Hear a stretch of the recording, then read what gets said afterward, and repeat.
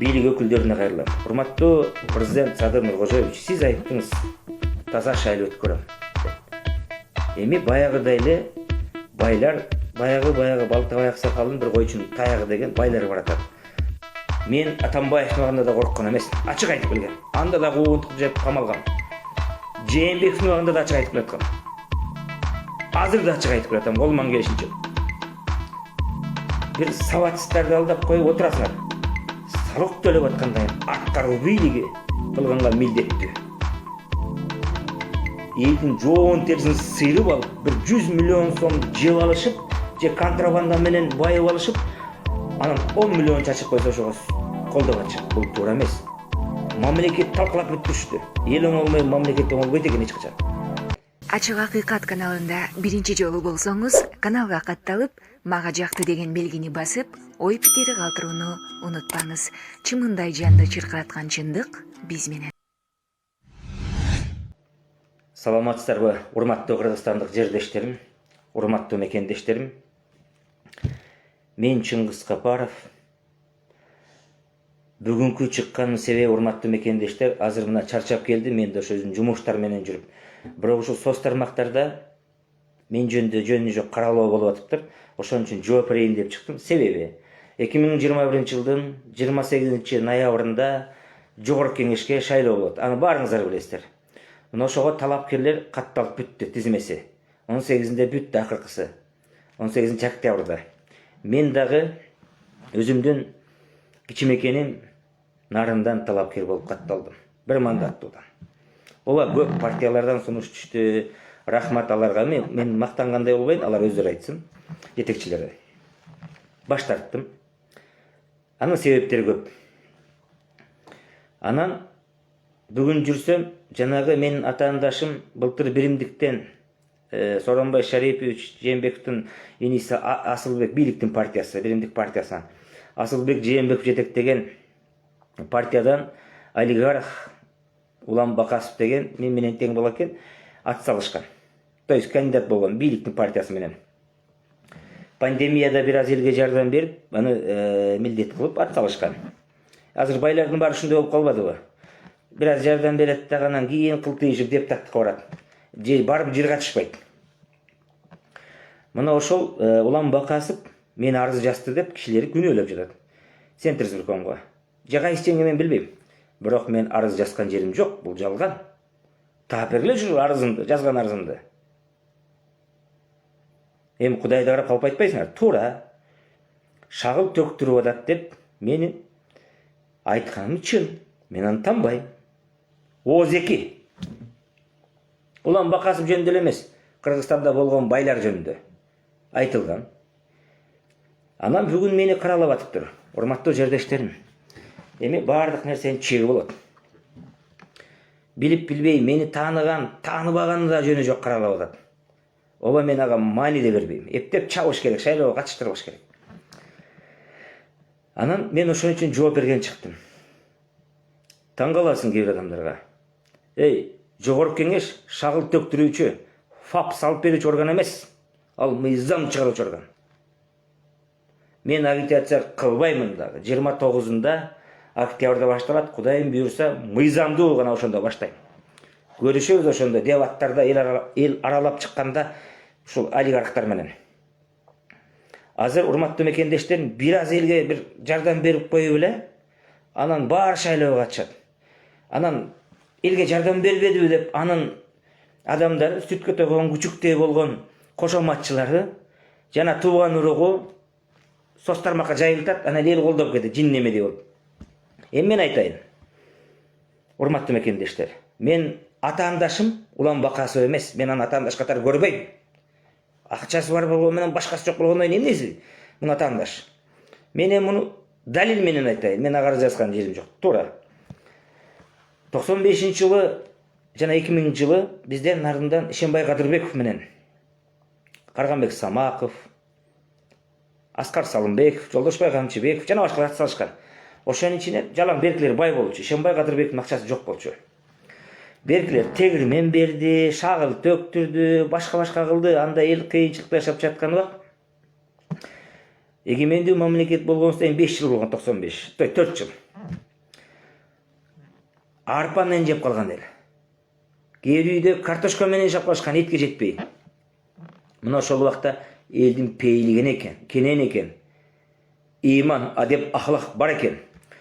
Ошол кезде олигархтардын этин жеп, башкасын кылып, анда билесиздер арак менен алдап койчу. Ишенбай Кадырбековду шайлаган. Мен мунун эмне үчүн айтып жатам, азыр түшүндүрүп берем. Кийин Ишенбай Кадырбеков келди, беркилер тегил мен бери шагыл төктүрдү деп атпаймынбы? Мыйзам жазды. Мынакей акчасы жок келип. Азыркы Ишенбай Кадырбековдун жакшылыгын азыр менин мына кичимекендеш, жердештерим көрүп жатасыңар. Ал мыйзам Тоолу Алай районунда да иштеп атат, Чаткалда да иштеп атат, Тоңдо да иштеп атат, Скөл областынын Тоң районунда, Нарындын кээ райондорунда иштеп атат. Бул высокогорье 50%. Маселен, Бишкекте жана башка бияктагы шаардагылар же Кочкордогу эле, Нарын областынын Кочкор районундагылар 15 000 сом мугалимдер айлык алса, Нарында 25 000 алышат. Бул высокогорье киргизгендик үчүн. Өмүр бою жакшылыгын көрүп келатасыңар го, мыйзам жазган үчүн. Олигархтар шагылын төктүрүп, фап салып берип коюп, бир мыйзам жаза албайт. Жогорку кеңешке келсе, бир ооз ачып сүйлөй албайт. Көрдүңөрбү, кимдин айырмасы күчтүү экенин? Мен бийлик өкүлдөрүнө кайрылат элем. Ооба, мен арыз жазган эмесмин. Бирок мыйзамды окуп чыктым. Так, мурункудай. Концерт уюштуруп, артисттер değişип барганга болбойт дейт. Көп бир уюштурганга болбойт. Элди алдап. Ушундай көп нерсе кылганга болбойт экен. Туура биз мыйзам менен кетебиз. Анткени бизди карап турат, кайсы жерден ката кетирет деп. Байларга көнүп алганда алар барбай туруп эле жанагы кошоматчыларын чуркатып коет, тууган уругун чуркатып коет, акча берип. Жогорку кеңешке эмне максат менен баратканын деле билбейт алар. Эмне базар болуп аларга. Барган менен алар эч нерсе сүйлөбөй албайт, мыйзам жаза албайт. Силерге пайдасы тийбейт, туура. Эми ошолор жөнү жок каралап атат. Эмне Кудайдын азабы билбейм, 500 000 доллар кырып. Бул жалпы республика боюнча байлар. Эл дагы кээ бир пайызы караңгы болуп бүттү. Шайлоо сайын акча жазайын деп балдардын келечегин сатып бүтүштү. Мамлекет талкалап бүттүрүштү. Эл оңолмой, мамлекет оңолбойт экен эч качан. Баары дебейм, кээ бир бөлүгү. Муну ошолор бизди каралап жатат. Урматтуу мекендештерим, азыр жооп берем суроого.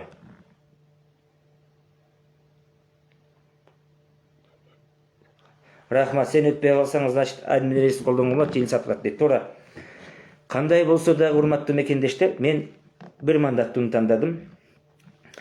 Ошол байларды айтып атпайбы, жана шагыл төктүрүп башка кылгандарды, пандемияда жардам бергендер жөн жардам бербей калды элге. Жөн жардам бербей. Аягында сөз кылтыйышып, жогорку кеңешке салышат. Анда былтыр пандемияда жардам берди, жана ырчыгыз Анжеликаны деле шайлап албайсыңар, ошондой болду. Биротоло. Эмне айырмасы бар алардын? Жогорку кеңешке келгенде бир ооз ачып сүйлөй албаса, же бир мыйзам жаза албаса. Уят деген болуш керек да. Мына былтыр революция кимдердин айынан болду? Улам бакасы мыйзам бузбайт дейт. Сокур киши дагы көзү кулагы менен угатты да. Кулагы укпаган киши көзү менен көрдү да. Башка элде айтпай эле коюн. Биримдик мекеним Кыргызстандын айынан болбодубу, туурабы? Одоно чектен ашып мыйзам бузбады олар. Кызылдай элди сатып алып, акча менен коркутуп башка кылбадыбы? Администрация колдонуп. Эмне калппы бул? Быйыл ошолордун Асылбек Жээнбековдун күчүктөрү, Райымдын күчүктөрү бизге акыл үйрөтчү болуп калдыбы? Жетишет кой. Мен Атамбаевдин убагында да корккон эмесмин. Ачык айтып келген. Анда да куугунтук жеп камалгам. Жээнбековдун убагында да ачык айтып келаткам. Азыр да ачык айтып келатам, колуман келишинче унчукпай гана отурдум. Агитация башталгыча мага дагы бут тоскосун деп. Кудайым буйрса агитация башталганын айтабыз. Эми каралап жатат, эптеп жанагы Улан Бакасов. Ал ким? Эгер андай жигит болсо көрүшөбүз деп аттан кийин ошол олигархтар менен андан кыйын менин атаандашым Шаким Бартат аюунун чоңу Кыргызстан партиясынын жетекчиси Кыргызстандын 5-бай сатып алат бүт барын. Эмне айтсам аны айтпайт белем. Жазсам ага жазбайт белем арыз. Менин үчүн бир мандатты тандадым, урматтуу мекендештерим. Таранчыдан корккон эгин экпейт деп коет, кыргызда сөз бар. Мен жазында эгин айдабай атып, жайында таранчы жеп кетет деп коркконум туура эмес. Ошон үчүн партияны тандаган жокмун. Себеби партиядан туура республика боюнча жана дүйнө жүзү боюнча шайланасың. Дүйнө жүзү боюнча дегеним кандай? Бул мигранттар, биздин кыргыз жарандыгы бар мигранттар дүйнө жүзү боюнча жүрөт. Бирок алардан дагы мени шайлагандар чыкмак. Бирин серин болобу, көп болобу мен билбейм, бир Кудай билет. Бирок ошого карабай туруп бир мандаттын тандадым. Бир мандаттуудан только өз округуңан гана добуш аласың. Анан эми эчтеке баштайлык жатып эле каралап жатат. Урматтуу бийлик өкүлдөрүнө кайрылам. Урматтуу президент Садыр Нуркожоевич, сиз айттыңыз, таза шайлоо өткөрөм деп. Эми баягыдай эле байлар, баягы Балтабай аксакалдын бир койчун таягы деген байлар баратат. Былтыр одоно мыйзам бузган, ошол Үмүткө окшогон инилерибиздин өлүмүнө себепкер болгон, кээ бирөө жарадар болду. Эми алар көңгөн адатына салып, кайра баягы көмүскө жатып алышып, эч нерсе билбегендей элди алдап, жанагындай бир болор болбос иштери менен элди алдап баратат. Ооба, элдин баары мен күнөөлөй албайм. Бирок элдин кандайдыр пайызы эми ушундай түшүнүк менен келип калбатып, жашап калбатыкпы? Бизге бул убакта жардам берген, мындай кылган деп элдин жоон терисин сыйрып алып, бир 100 миллион сомду жеп алышып, же контрабанда менен байып алышып, анан 10 миллион чачып койсо ошого колдоп атышат. Бул туура эмес. Ал жен базар эмес. Ал жен жогорку кеңеш, мыйзам чыгаруучу орган. Аны контролдойт. Денонсация, ратификация дегендер ошол жактан өтөт. Мурун өкмөттүн курамын түзүчү. Азыр анысы жок, бирок ошончо да жогорку кеңеште өтөт. Аны билбейт олигархтар. Билсе да унчукпайт. Былтыр биримдики эмне үчүн кошулдуң десе айтат. Мени бийлик кыспадыбы деп шылтый айтат, суу кечпеген. Анан айла жок барбадым деп, эй, сен бийлик бизди да кыскан, биз баш тартканбыз. Силерди бийлик кысып атса былтыр, коркуп баратсаңар, а жогорку кеңешке барганда бийлик эмне силерди карап отурат дейсиң. Дагы саттагы жер саткан кем байлыктар каршы добуш бересиңер. Анан силер кимди чыргатасыңар? Мен бизнесмендер кеңешим, урчу силер барбагыла, акылыңар болсо, баары камаласыңар. Элге жаман көрүнөсүңөр, андан көргө элге тынч жардам берип жүргүлө. Мына бизнесмен Эгемберди Табалдиев деген шоро фирмасынын чоң Раматылык байгебиз бейиште болсун. Саясатка аралашпай эле татынакай жүрүп, албетте көзөтүп кетти, бейиште болсун. Элдин баары сыйлайт азыр. Китеп жазып атат ал кишиге, эмне деген гана. Саясатка аралашпай. Рахатбек Ырсалиев деген бар, Кочкорлук байкебиз. Бир мандаттан утуп келген 2005. Бир жыл отуруп 1-2 жыл. Бул саясаттын кит экен деп кетип калабыз, бизнес кылып атат мына көзү түрү. Элдин баары сыйлайт. А бизнесмендер бабаны эмне тапты? Башкалар эмне тапты?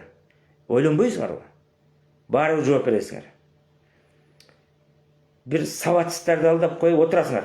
Урматтуу менин көк бөрү тартам деген кыргызстандык жердештерим. Токтоткула, силер көк бөрү менен экономика көтөрүлбөйт. Биз бала кезде эр жеткенден кийин мына 37-ге чыктым.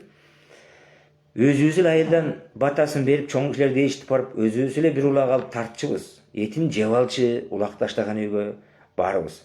Азыр акча берсе ойноп, улак менен балаңарды улак ойноп, туура бул кыргыздын улуттук ойуну, мен да ойнойм, бирок ар нерсе нче болот да, балаңар кандай билим алат?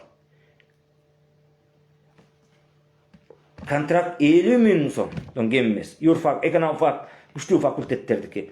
Аны бүткөндөн кийин эпте окутасыңар, аны бүткөндөн кийин кантип окуш иштейт жумушка? Же баягы чиновниктин балдары эле, туугандары эле жетекчилик кызматты иштей береби? Эмне үчүн ойлонбойсуңар мунун баарын? Аны үчүн кандай адамдар керек? Жогорку кеңешке билимдүү, коркпой турган эч нерседен адамдар керек. Силерге шагыл төктүргөн адамдар эмес. Ал аткаруу бийлигинин жумушу. Эмне айыл өкмөттөр, акимдер, губернаторлор, министрлердин, инвесторлор ошол шайлоодо шагыл төккөндөр инвесторго. Андай айыл өкмөттүн кимге кереги бар? Андай акимдердин кимге кереги бар? Андай министрлердин кимге кереги бар? Шайлоо сайын 4 жыл, 5 жыл сайын бир шагыл төктүрүп башка кылып койсо, алардын эмне кереги бар анда? Жетишет кой. Урматтуу жердештерим, мекендештерим, силер да калыс болуңуздар. Азыр эптеп мени чала албай атат.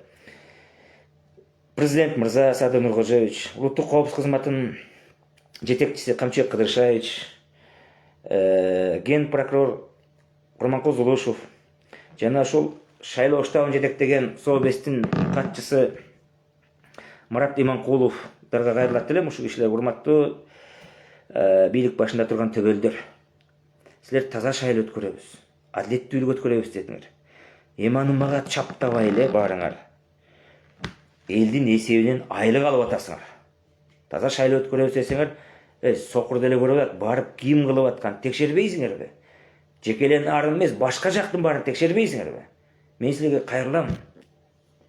Эгер адилеттүү болсоңор, ушуларды текшерип, берип жазасын бергиле. Менин атаандашым алар эмес, бир дагы бай эмес. Тескерисинче мага чыксын ушулар дебатка. Мага 10 мүнөт гана жетишет. Эл аралaganda көрөбүз. Алар 2 саат сүйлөсүн, мен 10 мүнөт гана сүйлөйм. Кимибиз эл колдо бердим, ошондо көрөбүз. Болгону жөнү жок жамандабасын. Жөнү жок каралабасын. Суроо болсо жооп берейин, урматтуу жерлештер.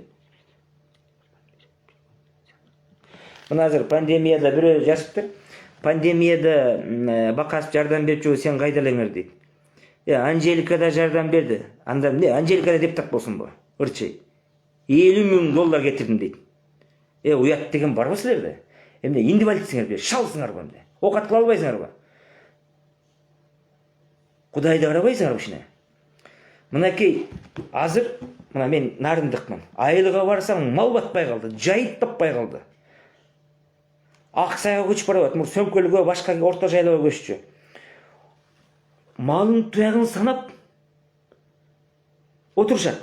3 000 сом чыгарып силер өзүңөр оңдотуп алсаңар болбойбу? Милдеттүү болбой. 3 000 сом менен силер келечегиңерди сатып жатпайсыңарбы? Ал мал өлүп деле калып атпайбы? Анча мал чогултуп алып пайдасын көрбөгөн эмне кыласыңар? Эмне балдарыңардын келечегин сатасыңар ошол? Силердин миллиондоп соргон, каныңарды соруп 100 миллиондоп соргон коррупционер, контрабандисттер кайда шайлайсыңар эмне силер? Уят да. Мындай болбойт. Пандемияда жардам берди деп, анда бардык ырчы артисттердин баарын, же болбосо бардык уруулардын баарын шайлап алгыла. Уят да. Эмне мага үйрөтүүчү былтыр биримдикте жүргөн, Мекеним Кыргызстанда жүргөн Райымдын, Асылбектин, же мурунку бийликтин күчүктөрү мага акыл үйрөтөбү. Жетишет. 200-дүүлүктүн да чеги болот.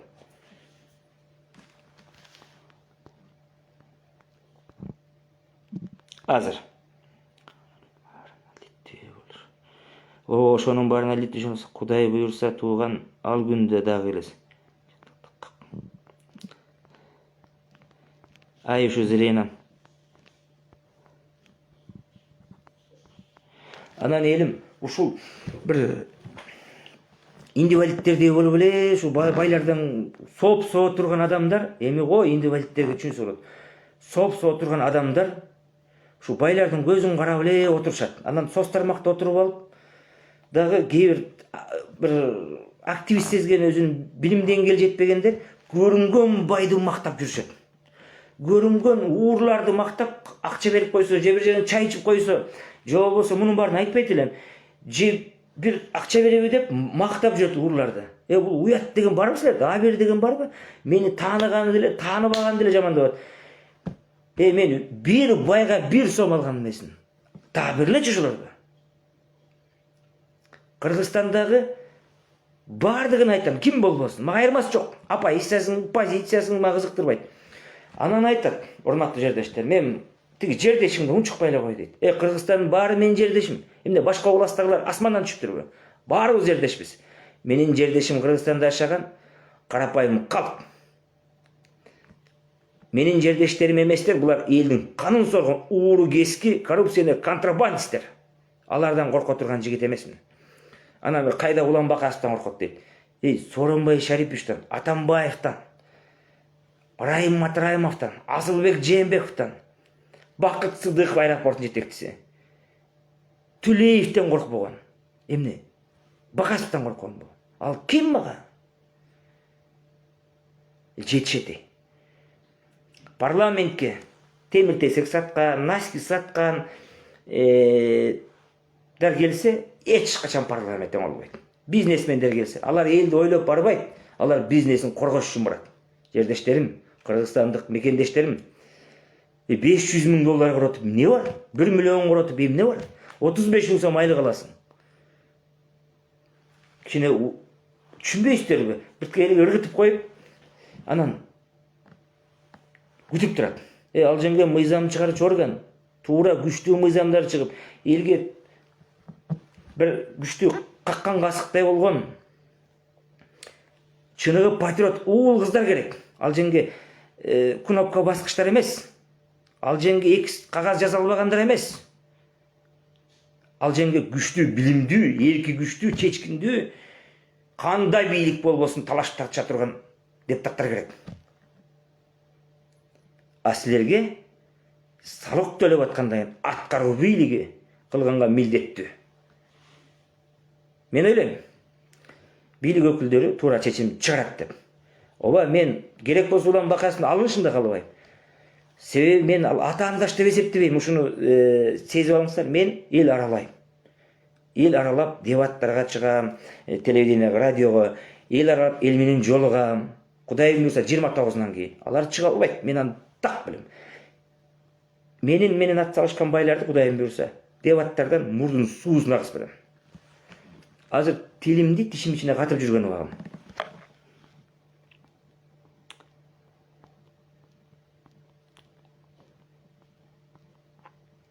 Азыр жооп берейин, кечирип коюңуздар. Зрением аябай начар. Себеби колуна келет жана. Таңгыр.